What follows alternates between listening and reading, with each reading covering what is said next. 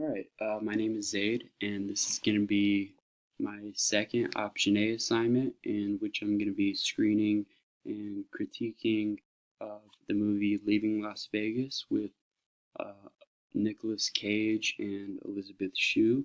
And I'm kind of going to go over the acting and some of the camera angles and lighting that made this film into the uh, masterpiece of artwork that it is.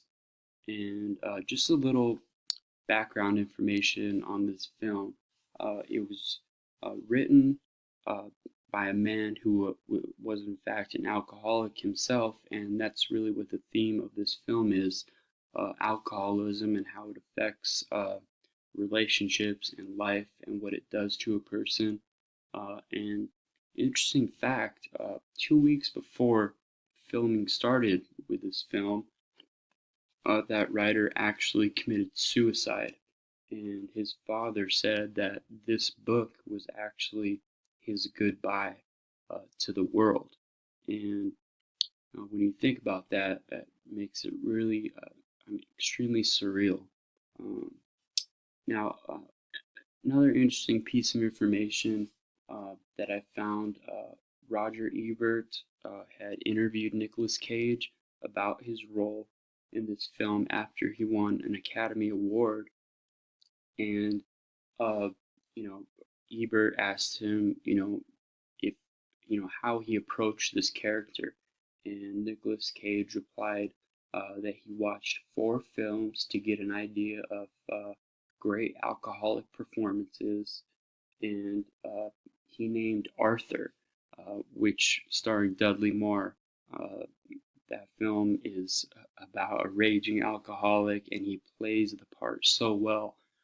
So that's what our book called the Stanislavski method, or the system where you do research on a character, and then try and give it your additional touch, and then that's how you get that persona. So Cage researched the character of an alcoholic, and then performed it masterfully. So I'm going to start off with the first scene here, which is really telling about the character that he plays. He's getting alcohol, tons of alcohol, and as you can see, his car is just filled with nothing but alcohol. And this part right here is always, told me everything about I need to know. He passes the water up, grabs the alcohol. So I'm going to skip to another scene here. All right. Now, this scene in the film, the sound was actually turned down, and it gives the viewer the impression of Ben's life. And you can see the camera is kind of wobbly, just like him.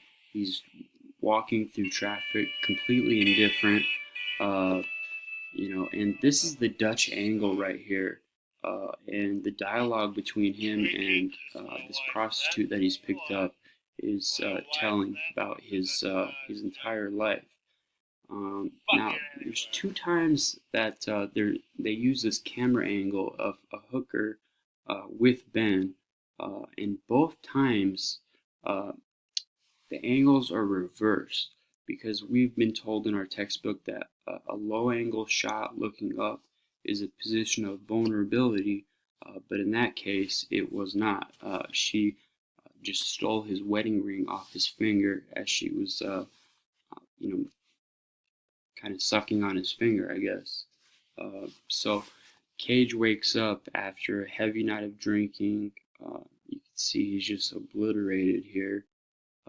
And having his refrigerator open, why did Mike Figgis do that? Well, it shows that there's nothing but alcohol in his fridge. And that gives you, everything you need to know about Ben, uh, the character Nicolas Cage.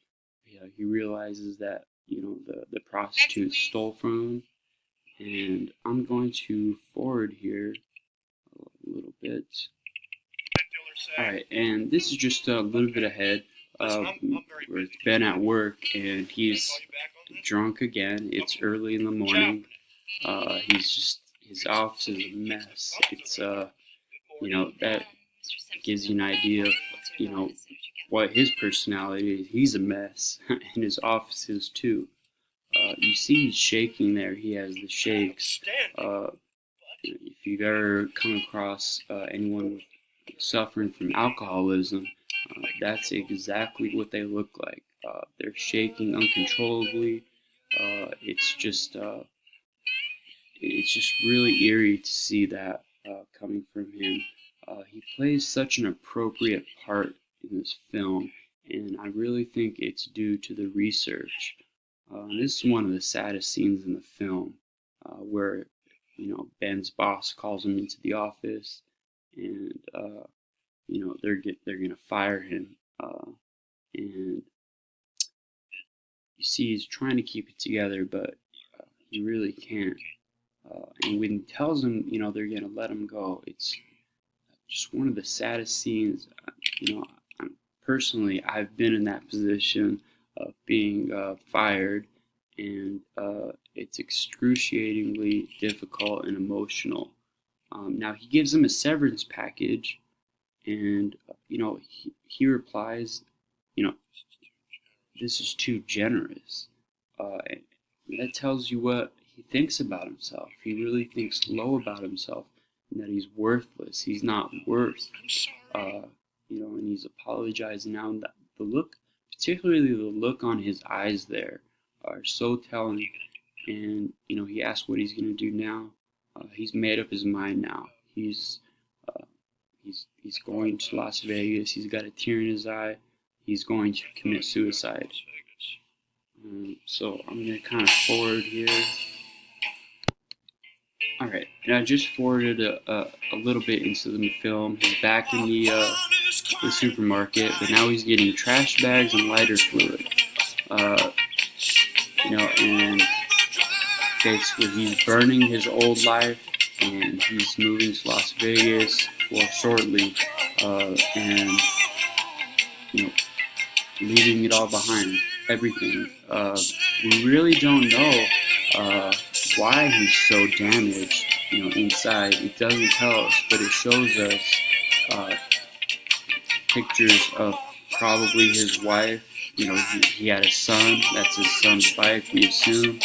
He doesn't need his passport anymore. That scene right there just tells you everything you need to know about really the plot of the film. That he's burning it, he's leaving it all behind. Now he's escaping the city life of Los Angeles. He's drunk, he's been drinking, and you can see that everything is just so sped up and just uneven. This is the only scene that they show you anything. The director chooses to show you about a little piece of his old life. And the camera work here again is just sped up, kind of gives you the impression of what an alcoholic goes through. Alright, and now I'm going to speed it up a little bit here and get to another scene. Alright, at this point he's met Elizabeth Shue, who's a prostitute in Las Vegas. They've gone back to his room, and again, this is another thing I noticed about the camera angles. She is, the camera is pointing down at her and up at him, but she's not in a position of vulnerability. It's completely opposite. He's given, the opposite of what we've learned, or the norm of a lower camera angle, as vulnerable. She's not vulnerable. She's in control here, and he's not in control. She's asked him,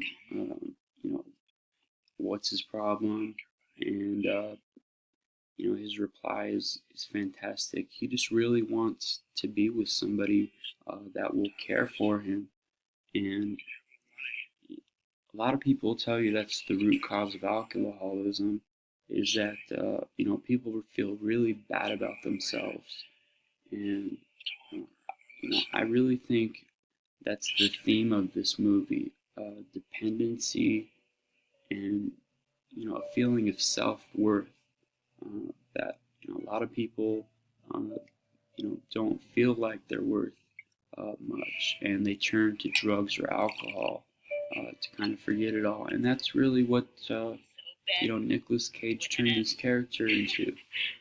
So I'm gonna forward it down a little bit here. All right, and I briefly just want to show this part. Again, this is another Dutch angle. It just shows that his world is upside down, sideways, every part. He's going through withdrawals from alcoholism, and just the look in his eye, his sweaty skin is just amazing. I mean, how he pulled that off is incredible. Those subjective close-ups and the look in his eye just tells you everything you need to know about Nicolas Cage and his appropriateness for this role. And I really think it's all because of the research that he did. Um, Probably talked to some alcoholics and found out what it's like to go through withdrawals, because in fact that is extremely truthful. That's what it looks like. And I'm going to forward to another scene here. I briefly just want to talk about Elizabeth Shue in this role. Now, she was in the Karate Kid, for example, and she took on this role that is completely opposite of anything she had ever done. And really, in Back to the Future, she would be typecast forever. But this shows her range of acting, that all the roles that she can play. And it's really a testament to how good of an actor she is. So I'm going to forward down to a little bit here. And okay, so I've just forwarded down a little bit. Here you have another Dutch angle. It's askew, and gives you an idea about what Ben's world is. And now his health is extremely deteriorated, and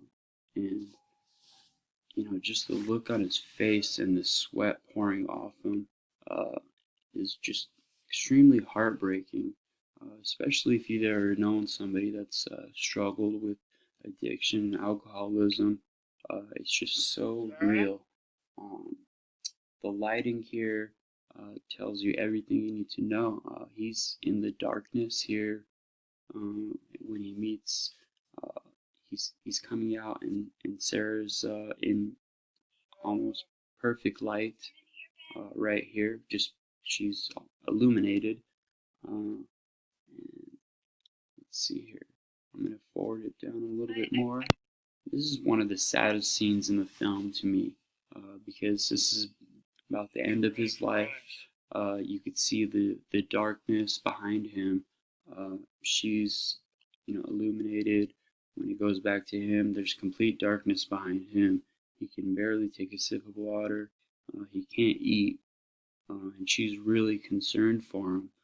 She's dependent on him in many ways. And he is, telling her that he's not going to get any help from a doctor. Now, just to end off, I'd like to say, this movie had a budget of $3.6 million, which is extremely low. And it turned into, it wasn't a huge blockbuster hit, but it grossed around $32 million. So that just shows you that a movie doesn't really require, big budgets and huge choreographed scenes with computer-generated animation or anything. This film is down to the basics, shot on 16mm film stock, which is probably the cheapest that you can get, and it's all about the acting. The plot really isn't anything special either. I mean, it's nothing that's mind-blowing. It's really simplistic, but it works because these two on screen together make the perfect pair.